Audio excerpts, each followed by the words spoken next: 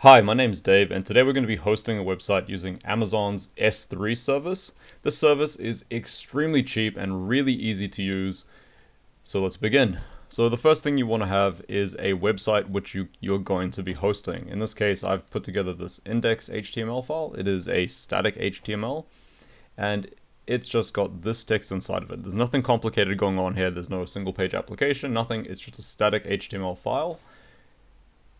And we want to host this. So what do? Let's jump into the Amazon console, open up the S3 service. From here, we're going to want to create a bucket, and in that bucket, we'll create a name. Let's just call this Ash David Edu Example. We can go through all the individual bits and pieces, but really just hit create and you're good to go. Now it's going to create a bucket. Inside this bucket, you've got nothing. All you have to do is hit upload, open up your file, drag it in here, upload. That'll begin the upload process, and now you have an index file inside of your bucket. The next step is you have to enable static web hosting.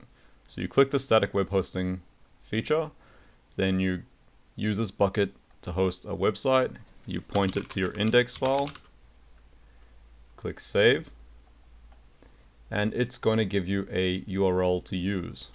If I try to use this URL right off the bat, it's going to tell me that the access is forbidden, and this is because by default S3 buckets are actually private. You can't straight up use them with our website. So in order to fix that, we have to configure our public access settings and our bucket policies. All of this stuff is actually easily obtainable. So what we want to do is firstly modify our public access settings. We want to make sure that all of this stuff is removed. Save. Confirm. We'll go to our bucket policy. This is a little bit funky. You have to actually go into Google and type in S3 website bucket policy, and the first link will be Amazon's documentation. They give you this little document. You want to copy this, paste it into the bucket policy area. Now we've got this section here where it says example bucket. We want to replace that with our bucket name, and this is only a one-time configuration thing. Click save.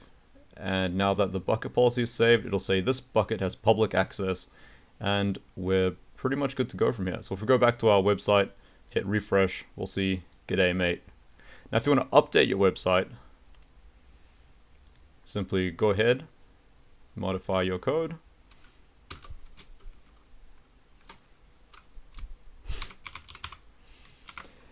And then go to your S3 bucket. You can go ahead and delete your file from before. Now that it's deleted, if I refresh the page, it's going to say not found. There's no file there. So what we want to do is take our newly modified index file, head over to the update. We want to grab that file, upload it, let the upload happen.